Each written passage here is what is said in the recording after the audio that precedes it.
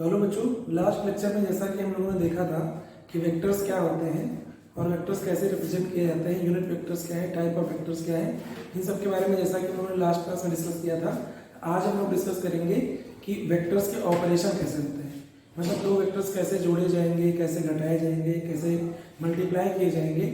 और यहाँ पर खास बात है कि वेक्टर्स को डिवाइड नहीं किया जा सकता, दो वेक्टर्स आपस में डिवाइड नहीं होते हैं, इसलिए डिवीजन फिनोमिनन वेक्टर्स के लिए डिफाइन नहीं किया जाता है। तो पहले हम लोग जानेंगे वेक्टर्स का पहला ऑपरेशन।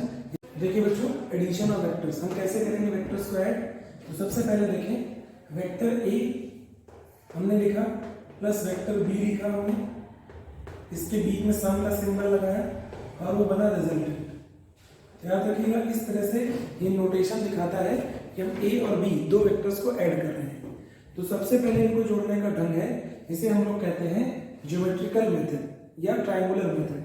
आप ऐसे समझें, जस्ट इमेजिन वेक्टर ए हमारा इस तरह से ड्रॉ किया गया है और दूसरा वेक्टर बी है वो हमारा इस तरह से ड्रॉ किया गया है।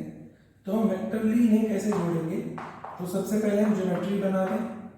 दैट मीन्स वेक्टर ए के जो यहाँ पर वेक्टर ए का जो हेड है उससे वेक्टर बी के टेल को जोड़ दें कुछ इस तरह से। ये वेक्टर ए हुआ और ये वेक्टर बी हुआ। तो हमारा जो इनका सम होगा, जो रिजल्टेंट होगा, सम को रिजल्टेंट भी कहा जाता है, वो यहाँ पर होगा। अच्छा, यहाँ पर एक चीज समझिए, क्योंकि हम फिजिक्स में क्वांटिटीज को जोड़ेंगे तो ये दोनों वेक्टर्स जो हैं वो एक ही क्वांटिटी के होने चाहिए, मतलब दोनों वेलोसिटीज होने चाहिए, दोनों फोर्स होने चाहिए, दोनों एक्सेलरेशंस होने चाहिए, दोनों पोजीशंस होने चाहिए। तो उनका नेट वेलोसिटी, नेट फोर्स या नेट एक्सेलरेशन या नेट पोजीशन कैलकुलेट हो जाएगा। वह दोनों ही क्वांटिटीज ए और बी दोनों क्या होनी चाहिए, सेम टाइप की क्वांटिटीज होनी चाहिए। तो जरा देखिए, हम उनको ही जोड़ सकते पाएंगे। Vector A plus vector B becomes resultant, तो resultant will be A plus B. तो this is a geometrical sum. देखिए यहाँ पर अगर दो वेक्टर्स को जोड़ेंगे फॉर टू वेक्टर्स तो हम लोग ट्रायंगुलर सम भी कह सकते हैं, ये ट्रायंगुलर मेथड भी कह सकते हैं। इसमें ट्रायंगल बन गया है तो ट्रायंगल की प्रॉपर्टी फॉलो करेंगे, ऑल रूल्स ऑफ ट्रायंगल। वो ट्रायंगल के जितने भी रूल्स हैं, जितने भी प्रॉपर्टीज हैं, वो सब फॉलो कर देंगे। इसीलिए उसे क्या कह सकते हैं हम लोग, ट्रायंगुलर मेथड या ट्रायंगुलर सम कह सकते हैं, ट्रायंगल की प्रॉपर्टीज। दूसरा तरीका क्या है जरा मान लीजिए, दूसरा तरीका मल्टीपल वेक्टर्स है। मान लो एक से ज्यादा वेक्टर है। Just imagine vector A, vector B, vector C, तीन वेक्टर्स ले लेते हैं। वेक्टर ए, वेक्टर बी और वेक्टर सी, इनको सम करना है। उनका जो रिजल्टेंट बनेगा वो क्या बनेगा, देखिए पहले वेक्टर ए ड्रॉ कर दें, फिर वेक्टर बी हम ड्रॉ कर दें, फिर वेक्टर हम सी ड्रॉ कर दें और फाइनल रिजल्टेंट खींच दें। तो याद रखिएगा, जब हमें वेक्टर्स टू वेक्टर जोड़ने हैं, अब इसमें ढंग देखें, वेक्टर में वेक्टर जोड़ने के लिए हम कौन सा तरीका इस्तेमाल कर रहे हैं, एक वेक्टर के हेड से दूसरे वेक्टर का टेल, और जब फाइनल रिजल्टेंट खींच रहे हैं तो इनिशियल टेल से और फाइनल हेड वेक्टर के बीच में ड्रॉ कर दे रहे हैं थर्ड वेक्टर। तो रूल क्या है याद रखिएगा, vector to vector addition. Vector to vector अगर जोड़ना है तो आप क्या जोड़ेंगे, हेड टू, मतलब पहले वेक्टर का हेड और दूसरे वेक्टर की टेल जोड़ देंगे। और जब हमें रिजल्टेंट ड्रॉ करना है तो रिजल्टेंट कैसे ड्रॉ कर रहे हैं आप बताइए। आप रिजल्टेंट ड्रॉ कर रहे हैं इनिशियल टेल से फाइनल हेड।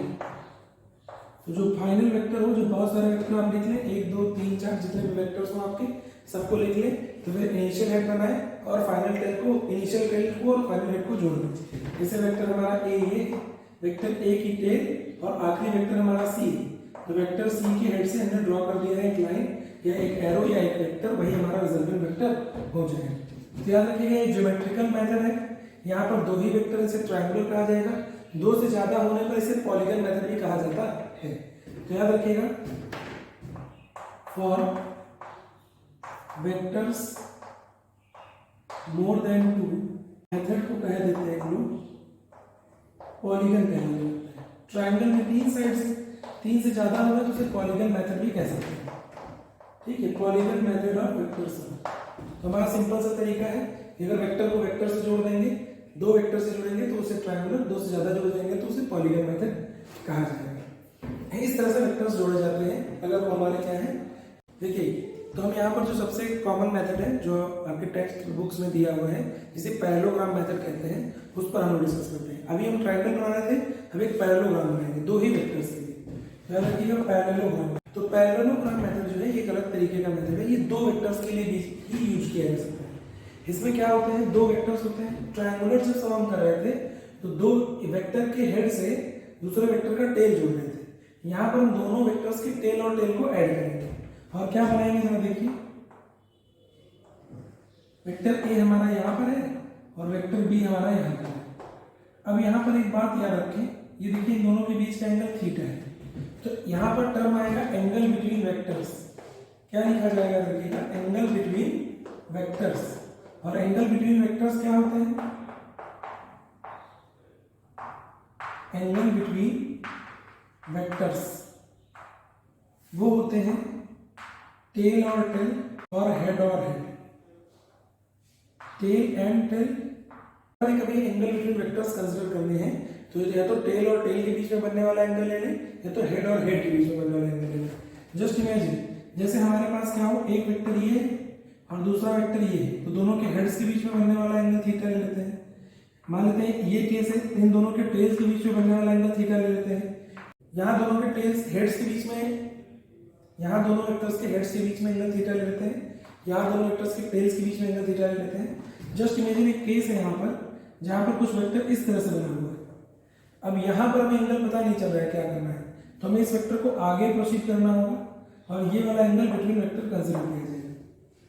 ठीक है, तो इस तरह से अगर वेक्टर्स के बीच में टेल और हेड दिया हुआ है तो ये एंगल आप कभी कंसीडर नहीं करेंगे, हमें ये एंगल कंसीडर करना होगा, या तो टेल और टेल के बीच में या तो हेड और हेड के बीच में। अगर टेल और हेड के बीच में बनता हुआ एंगल आपको नहीं दिख रहा है तो आप उसे आगे बढ़ा लें, आगे ड्रॉ कर लें। ठीक है, तो यहाँ पर क्या हुआ, दोनों वेक्टर्स के बीच का एंगल कितना होगा, थीटा। तो ये मेथड क्या कहते हैं, जरा देखते हैं, मेथड पे गौर करते हैं। आपको वेक्टर बी के पैरेलल ए के एंड पर एक वेक्टर हमें ड्रॉ करना है, जस्ट लाइक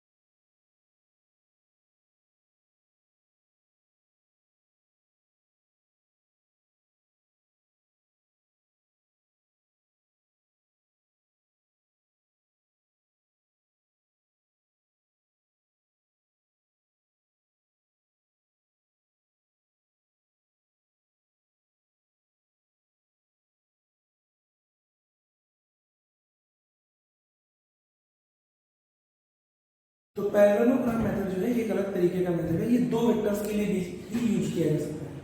इसमें क्या होते हैं, दो वेक्टर्स होते हैं। ट्रायंगुलर जब हम कर रहे थे तो दो वेक्टर के हेड से दूसरे वेक्टर का टेल जोड़ रहे थे। यहाँ पर हम दोनों वेक्टर्स के टेल और टेल को ऐड करेंगे और क्या बनाएंगे जरा देखिए, वेक्टर ए हमारा यहाँ पर है और वेक्टर बी हमारा यहाँ पर है।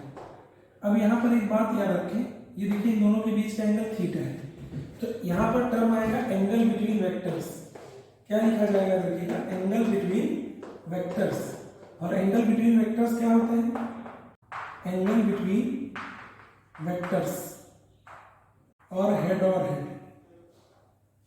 Tell and tail and head and head. Vectors के बीच, दो वेक्टर्स के बीच में एंगल देखना हो तो दोनों वेक्टर्स के टेल्स या तो कंसीडर कर लीजिए या तो दोनों वेक्टर्स के हेड को कंसीडर कर लें। तो अगर हमें कभी एंगल बिटवीन वेक्टर्स कंसीडर करने हैं तो या तो टेल और टेल के बीच में बनने वाला एंगल ले लें या तो हेड और हेड के बीच में बनने वाला एंगल ले लें। जस्ट इमेजिन, जैसे हमारे पास क्या हो, एक वेक्टर ये है और दूसरा वेक्टर ये है, तो दोनों के हेड्स के बीच में बनने वाला एंगल थीटा ले लेते हैं। मान लेते हैं ये केस है, इन दोनों के टेल्स के बीच में बनने वाला एंगल थीटा ले लेते हैं। दिस थीटा इज यहाँ दोनों के टेल्स हेड्स के बीच में, यहाँ दोनों वेक्टर्स के हेड्स के बीच में एंगल थीटा ले लेते हैं, यहाँ दोनों वेक्टर्स के टेल्स के बीच में एंगल थीटा ले लेते हैं। जस्ट इमेजिन एक केस है यहाँ पर जहाँ पर कुछ वेक्टर इस तरह से बना हुआ है। अब यहाँ पर हमें एंगल पता नहीं चल रहा है क्या करना है, तो हमें इस वेक्टर को आगे प्रोसीड करना होगा और ये वाला एंगल बिटवीन वेक्टर कंसीडर किया जाए। ठीक है, तो इस तरह से अगर वेक्टर्स के बीच में टेल और हेड दिया हुआ है तो ये एंगल आप कभी कंसीडर नहीं करेंगे, हमें ये एंगल कंसीडर करना होगा, या तो टेल और टेल के बीच में या तो हेड और हेड के बीच में। अगर टेल और हेड के बीच में बनता हुआ एंगल आपको नहीं दिख रहा है तो आप उसे आगे बढ़ा लें, आगे ड्रॉ कर लें। ठीक है, तो यहाँ पर क्या हुआ, दोनों वेक्टर्स के बीच का एंगल कितना हो गया, थीटा। तो ये मेथड क्या कहते हैं जरा देखते हैं, मेथड पे गौर करते हैं। आपको वेक्टर बी के पैरेलल ए के एंड पर एक वेक्टर हमें ड्रॉ करना है, जस्ट लाइक, तो हमने एक वेक्टर खींचा जो वेक्टर बी के पैरेलल है और फिर वेक्टर ए के पैरेलल में एक वेक्टर ड्रॉ कर दिया और फिर इनका खींच दिया डायगोनल। तो ये देखिए है कुछ ट्रायंगल टाइप का ही, उससे हमने बना लिया है एक पैरेललोग्राम। देखिए इस बी वेक्टर के पैरेलल में ये वेक्टर आ गया, वेक्टर ए के पैरेलल में ये वेक्टर आ गया। तो एक पैरेललोग्राम ड्रॉ होने की वजह से इस मेथड को कहा जाता है पैरेललोग्राम मेथड। तो यहाँ वेक्टर ए ये दिख ही रहा हमारा, ये वेक्टर बी रहा, यहाँ एंगल हो गया थीटा। अब यहाँ से एक परपेंडिकुलर ड्रॉ करेंगे। जब यहाँ से एक परपेंडिकुलर ड्रॉ करेंगे तो हम इन पॉइंट्स को थोड़ा सा नाम दे देते हैं, ये ओ कर देते हैं, ये ए कर देते हैं, ये बी कर देते हैं, ये आर कर देते हैं और ये एम कर देते हैं। तो अब जरा देखें, हम ट्रायंगल कंसीडर करें, एक ट्रायंगल आप कंसीडर करें, इसका हम नाम देते हैं ए आर एम। तो ट्रायंगल ए आर एम में क्या होगा, साइन थीटा। देखिए लिखते हैं साइन थीटा। इस ट्रायंगल में, हम इस ट्रायंगल की बात कर रहे हैं, जरा देखिएगा, ये वाला ट्रायंगल हम कंसीडर कर रहे हैं। तो इस ट्रायंगल में देखें तो साइन थीटा की वैल्यू क्या हो जाएगी, साइन थीटा हो जाएगा हमारा ये वाला टर्म परपेंडिकुलर में hypotenuse, that means R M divide by R A. ठीक है, तो आर ए का जो मैग्नीट्यूड होगा, ये वेक्टर ए आर जो मैग्नीट्यूड है, वास्तव में उसका मैग्नीट्यूड वेक्टर बी के बराबर हो जाएगा। तो हमारा आर एम की वैल्यू क्या हो जाएगी, जरा देखिए, आर एम हो जाएगा बी साइन थीटा।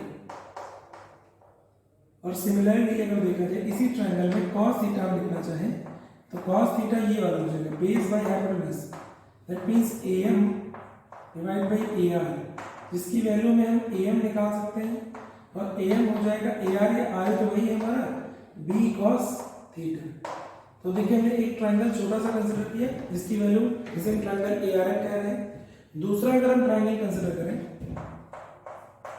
फिर से ट्रायंगल कंसीडर करते हैं, एक राइट एंगल ट्रायंगल, जिसे हम कहेंगे ORM, ये वाला। तो उस सिचुएशन में हो जाएगा OM का स्क्वायर मतलब base square plus hypotenuse square is equals to हो जाएगा हमारा OR स्क्वायर। OR देखिए, OR डायगोनल है जो कि वास्तव में रिजल्टेंट को रिप्रेजेंट करने लगा है, क्योंकि ट्रायंगुलर मेथड में भी हमने समझा था और यहाँ पर भी ये समझ लें कि अगर दो वेक्टर्स पैरेललोग्राम की साइड्स हों, उनका जो एक डायगोनल होगा दैट विल बी रिजल्टेंट, यही पैरेललोग्राम मेथड है। तो हमने देखा कि अगर हम दो ट्रायंगल ले लें जिसमें एक दोनों राइट एंगल ट्रायंगल है, एक ट्रायंगल ORM और एक ट्रायंगल ARM, तो वहां पर कुछ डाटा हमें मिल रहा है। अच्छा, जो OM है उसे हम लिख सकते हैं OA प्लस AM का होल स्क्वायर प्लस RM का whole square is equals to OR का होल स्क्वायर। इसको थोड़ा सिंप्लीफाई कर लेते हैं जरा, अब सिंप्लीफाई करेंगे तो रिजल्ट क्या आएगा, इस पर चर्चा करते हैं। OA हमारा वेक्टर ए का मैग्नीट्यूड रहेगा, AM हमारा B cos थीटा रहेगा, उसका स्क्वायर कर देते हैं, प्लस B sin थीटा का स्क्वायर कर देते हैं, इक्वल्स टू हम लिख देंगे R का स्क्वायर। इसको हम सिंप्लीफाई जरा करते हैं, देखिए क्या आता है, A square plus B square cos square theta plus 2AB cos theta plus B square sin square theta equals to R square. तो ये sin स्क्वायर थीटा और ये cos स्क्वायर थीटा साथ साथ आ गए, A square plus B square, देखिए दोनों में B स्क्वायर तो कॉमन हो जाएगा, sin square theta plus cos square theta plus 2AB cos theta equals to R square. तो यहाँ से हम सिंप्लीफाई करेंगे, cos square theta plus sin square theta 1 हो गया और हमारा रिजल्ट हमारे सामने आ गया, A square plus B square plus 2AB cos theta equals to R square. यहाँ से हमें R की वैल्यू मिल गई, that is A square plus B square plus 2AB cos theta. तो जरा देखें यहाँ से हमें क्या मिला, यहाँ से हमें उस रिजल्टेंट की वैल्यू मिल रही है, या कह दीजिए तो उस रिजल्टेंट का मैग्नीट्यूड मिल रहा है जो वेक्टर OA और वेक्टर A और वेक्टर B के सम होने के बाद बनेगा। याद रखिएगा ये उसकी डायरेक्शन नहीं है, ये वेक्टर नहीं है, ये क्या है, केवल उस वेक्टर का मैग्नीट्यूड है। यहाँ पर इन सारे टर्मों में कहीं पर भी वेक्टर का सिंबल यूज नहीं किया गया, दैट मीन्स ये वेक्टर्स के मैग्नीट्यूड केवल यूज किए जा रहे हैं। तो पैरेललोग्राम मेथड अगर हम लगाते हैं तो हमें इस रिजल्टेंट की वेक्टर की जो है वो बस लेंथ मिलने वाली है, क्यों, कितना लंबा वेक्टर होगा, बस इससे ज्यादा कुछ आपको मिल नहीं पाएगा, डायरेक्शन नहीं मिल पाएगा। तो पैरेललोग्राम लॉ से हम काफी कम इंफॉर्मेशन जुटा पाते हैं, लेकिन हम ये पता लगा लेंगे कि वो वेक्टर A से कितने एंगल पर होगा और वेक्टर B से कितने एंगल पर होगा। तो आपने देखा कि हमने किस तरह से इस चीज को सोल्यूशन बनाया। अब हमें फिर से थोड़ा सा यहाँ पर चीजें लेनी पड़ेंगी, एक ट्रायंगल हमें और कंसिडर करना पड़ेगा। अगर मान लीजिए ये वेक्टर, जो वेक्टर हमारा रिजल्टेंट वेक्टर है वो वेक्टर A के साथ में एंगल बनाए अल्फा, तो जरा देखिए वही ट्रायंगल कंसीडर करें, ट्रायंगल OR है, और वहां से हम ये पता लगा लेंगे कि अल्फा की वैल्यू कितनी होगी, मतलब कोई वेक्टर रिजल्ट A रिजल्टेंट के साथ कितना एंगल बनाएगा। ठीक है, तो जरा देखिए उसके लिए हम करते हैं, तो प्रीवियस रिजल्ट के साथ में हम क्या निकाल सकते हैं, tan alpha, angle between vector R and vector A वो है अल्फा, उसकी वैल्यू हम कैसे निकालें, tan अल्फा, tan अल्फा क्या हो जाएगा, ट्रायंगल ORM कंसीडर कर रहे हैं, tan अल्फा हो जाएगा RN बाई OM, इसको हम सॉल्व करके लिख सकते हैं B sin theta upon A plus B cos theta. तो हमें ये पता चल जाएगा कि जो हमारा रिजल्टेंट वेक्टर है वो वेक्टर A के साथ में कितना एंगल बनाता है, सिंपल सा। इस तरह से हमें क्या निकालिए, सिमिलरली अगर हमें निकालना हो क्या R एंड B, अगर हम उसे बीटा कह दें तो उसकी वैल्यू भी हम बड़ी आसानी से निकाल पाएंगे, tan बीटा, बस वैल्यूज रिप्लेस कर देंगे हमें, हम लिख देंगे A sin theta divide by B plus theta, दोनों वेक्टर्स के बीच का एंगल है, और अल्फा और बीटा जो हमारा रिजल्टेंट है वो वेक्टर A और वेक्टर B के साथ में जो एंगल तैयार कर रहा है वो अल्फा और बीटा है। तो इस तरह से हम क्या निकालेंगे, अल्फा और बीटा की वैल्यूज आसानी से हम कैलकुलेट कर लेंगे। जरा देखें सभी बच्चे इसको भी नोट डाउन कर लें। तो सारे बच्चे ये दोनों रिजल्ट्स याद रखें कि हमें कब अल्फा और tan अल्फा या tan बीटा या रिजल्टेंट की वैल्यूज की रिक्वायरमेंट पड़ेगी तो हम उनको यूज कर लेंगे बड़ी आसानी से। अब इसमें कुछ फिक्स डाटा है जिसे हम हमेशा याद रखेंगे, जैसे कुछ स्पेसिफिक केस जब पैरेललोग्राम लॉ हम लगा रहे होंगे, लेकिन स्पेसिफिक केसेस वो केसेस होते हैं जो कॉमनली यूज होते हैं प्रॉब्लम्स में, तो उन्हें याद रखेंगे, जरूरत पड़ेगी तो सीधा यूज कर लेंगे। तो जरा देखिए अगर थीटा की वैल्यू क्या हो जाए, अगर थीटा की वैल्यू 0 डिग्री हो जाए तो cos 0 डिग्री की वैल्यू 1 हो जाएगी, that means resultant should be root over a square plus b square plus 2ab और cos 0 कितना है 1, और फाइनल आंसर आ जाएगा हमारा root over a square plus b square plus 2ab, यानी कि this will be a plus b का whole square and final answer should be a plus b। तो यहाँ से हम एक चीज और समझ सकते हैं कि देखिए cos थीटा की ये वैल्यू जो है वो मैक्सिमम वैल्यू है। अगर ये वैल्यू मैक्सिमम है तो इनका जो रिजल्टेंट पर इफेक्ट पड़ रहा है वो भी मैक्सिमम पड़ रहा है। तो इसमें जो रिजल्टेंट है वो कैसा है, मैक्सिमम। तो अगर दो वेक्टर्स के बीच का एंगल 0 डिग्री हो तो अपना मैक्सिमम रिजल्टेंट प्रोड्यूस करेंगे। दैट मींस दो वेलोसिटीज एक डायरेक्शन में हो, देयर मैक्सिमम रिजल्टेंट, दो फोर्सेस एक डायरेक्शन में हो, देयर मैक्सिमम रिजल्टेंट, और उसकी वैल्यू उनका स्केलर सम है। याद रखिएगा दिस वन इज स्केलर सम, है ना। अब चलिए देखिए पहला केस और दूसरा केस चेक करते हैं। दूसरे केस में क्या होगा, अगर थीटा की वैल्यू 180 डिग्री, अगर थीटा 180 डिग्री हो गया तो cos 180 -1 हो गया। अगर cos 180 माइनस हो गया तो resultant should B √a² plus b² plus 2ab और यहाँ पर -1 जहाँ cos थीटा है। तो रिजल्टेंट क्या हो जाएगा, देखिए हमारा a² plus b² minus 2ab। तो this will be a minus b का होल स्क्वायर √over। तो रिजल्टेंट की वैल्यू आ गई हमारी a माइनस b और resultant should B b minus a। याद रखिएगा इसमें हम हमेशा, चूंकि रिजल्टेंट हमारा क्या होगा, रिजल्टेंट हमारा एक पॉजिटिव वैल्यू होगा, वो मैग्नीट्यूड बता रहा है, इसलिए उसकी वैल्यू हमेशा पॉजिटिव ली जाएगी। यहाँ पर क्या है, a greater than b, if magnitude of vector a is more than magnitude of vector b, then resultant should be a minus b, and in this case b should be greater than a। अगर vector a का magnitude b से ज्यादा है तो a minus b रख देंगे, और vector b का मैग्नीट्यूड a से ज्यादा है तो b माइनस a रख देंगे। मतलब रिजल्टेंट की वैल्यू जो इस फॉर्मूले से निकलेगी वो कभी नेगेटिव नहीं आएगी, बिकॉज ये फॉर्मूला केवल और केवल मैग्नीट्यूड के लिए यूज किया जा रहा है। तो इस तरह से हमें पता चला कि ये दो स्पेसिफिक केसेस हैं। इसमें और भी स्पेसिफिक केसेस हैं, उन्हें भी हम लोग डिस्कस करते हैं। यहाँ पर एक चीज हम और देखना चाहेंगे कि ये क्या है, ये आर मिनिमम है, दिस इज आर मिनिमम। दो वेक्टर्स अगर अपोजिट डायरेक्शन में है तो उनका रिजल्टेंट क्या हो जाएगा, मिनिमाइज हो जाएगा, कम से कम हो जाएगा। दो वेक्टर्स अपोजिट डायरेक्शन में काम करें तो रिजल्टेंट क्या होगा, मिनिमम। तो कभी आपसे मिनिमम या मैक्सिमम वैल्यू की बात करेगा तो ये वैल्यू हो जाएगी। अब जरा देखें एक और केस, स्पेसिफिक केस, अगर थीटा की वैल्यू 90 डिग्री हो तो cos 90 क्या हो जाएगा, 0। अगर cos 90 0 होता है तो रिजल्टेंट में ये वाला टर्म ही पूरा वैनिश कर जाएगा, और रिजल्टेंट का फार्मूला हो जाएगा √a² plus b²। This will be the resultant. That means अगर दो वेक्टर एक दूसरे से परपेंडिकुलर है तो उनका रिजल्टेंट हमेशा √a² प्लस b² आ जाएगा। इसमें देखिए चौथा केस देखिए,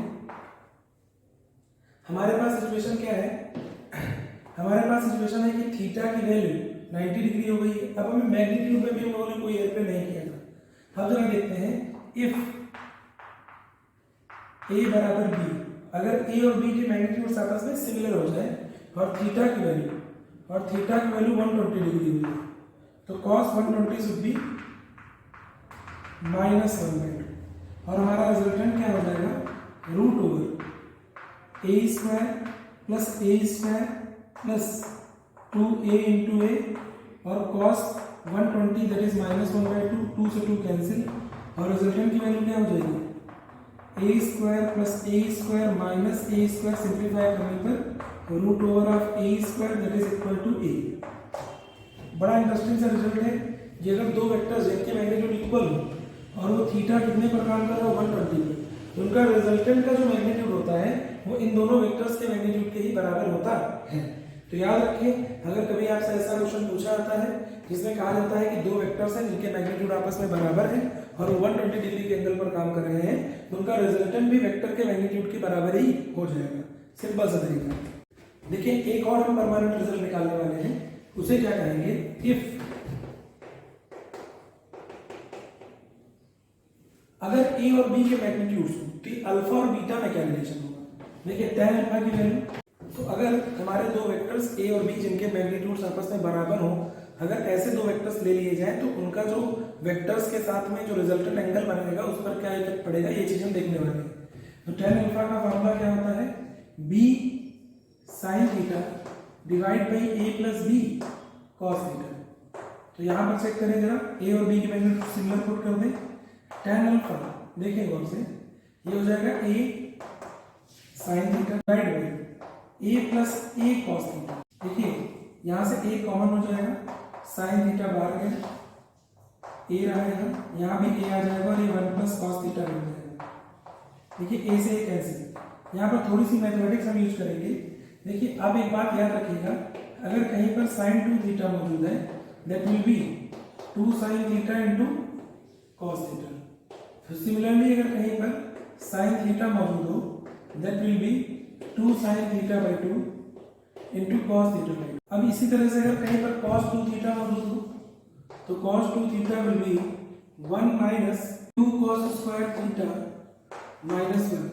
अगर cos थीटा मौजूद हो that will B 2 cos square theta by 2 minus 1।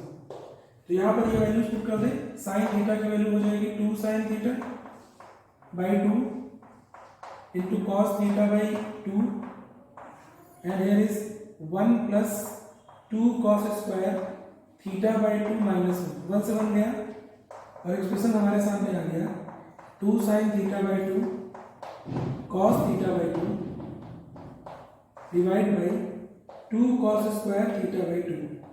2 से 2 कैंसिल, cos से cos कैंसिल, एक्सप्रेशन आ गया हमारे सामने tan theta by 2, tan alpha का वैल्यू। तो यहां से हमें क्या पता चलेगा, alpha is nothing but theta by 2। यहां से हमें क्या पता चला है कि अगर दोनों वेक्टर्स के मैग्नीट्यूड्स आपस में इक्वल हो तो उनका जो रिजल्टेंट होगा वो दोनों वेक्टर्स के मिड से गुजरेगा। ये दोनों वेक्टर्स के बीच का जो एंगल होगा वहां बिल्कुल बीच से गुजर जाएगा। जैसे वेक्टर ए ये है और वेक्टर ये ए है, इसके बीच का एंगल थीटा है तो रिजल्टेंट बिल्कुल मिड से गुजरेगा, थीटा बाई 2 थीटा बाई 2।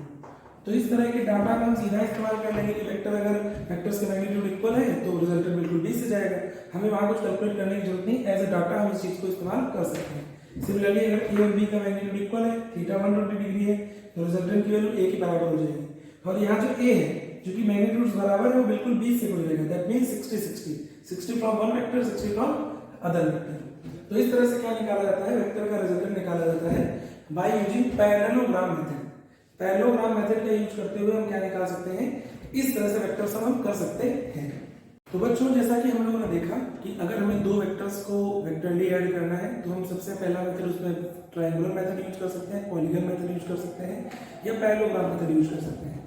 सभी के रिजल्ट्स सेम आएंगे।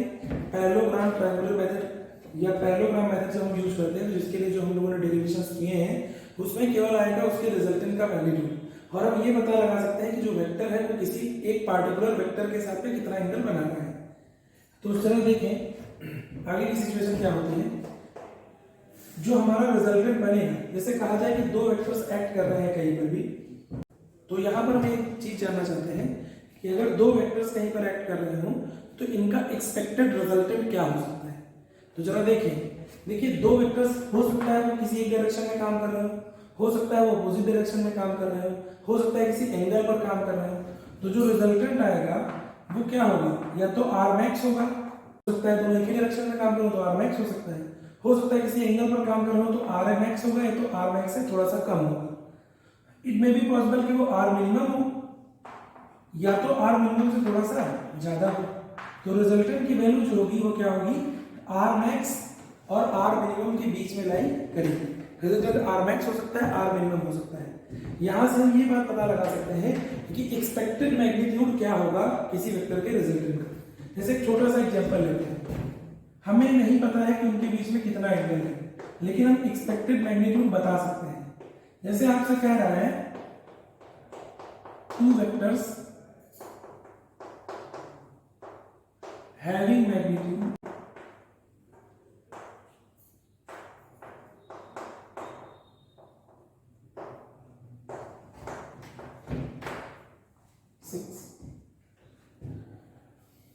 find ये guess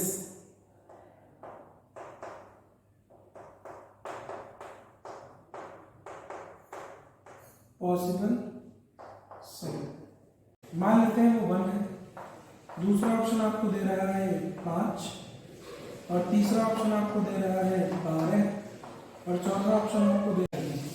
तो अब यहाँ पर देखो, अब हमें कह रहे हैं हमें ये नहीं पता है कि 6 और 4 कितने एंगल पर एक्ट कर रहे हैं, तो हम निकालते हैं आर मिनिमम के लिए बड़े मैग्नीट्यूड में छोटा मैग्नीट्यूड हटा दे दैट इज 2, मैक्सिमम निकाले जाएंगे तो दोनों को सम कर दे 6 + 4 दैट इज 10। तो हमारे पास दो ऑप्शन आ गए, 2 और 10। रिजल्टेंट जो होगा वो 2 से कम नहीं होगा, 10 से ज्यादा नहीं होगा। देखिए पहला जो ऑप्शन है वो हमारा 2 से कम है, तो ये हमारे फेवरेबल आंसर्स में से नहीं आएगा। जो हमारा सी वाला ऑप्शन है वो मोर देन 10 है, वो भी पॉसिबल नहीं होगा। जो हमारा डी वाला ऑप्शन है मोर देन 10 है, पॉसिबल नहीं होगा। एक ऑप्शन ये दिख रहा है 5 होगा, जो 2 और 10 के बीच में लाई करेगा। This will be the possible resultant. ये रिजल्टेंट हो सकता है, इट मे बी पॉसिबल। देखिए आपसे क्वेश्चन में कहा जा रहा है कि ए और बी दो वेक्टर्स के मैग्नीट्यूड दिए हैं 3 और 4। पूछा गया है कि इनके रिजल्टेंट के मैग्नीट्यूड बताएं जब ए और बी के बीच में बनने वाला एंगल 0 डिग्री है, 180 डिग्री है या 90 डिग्री है। तो अगर 0 डिग्री होगा तो resultant will B R max, और ये दोनों के बीच का एंगल 0 डिग्री है तो रिजल्टेंट होगा R max, and that will be a plus b that is equals to 4 plus 3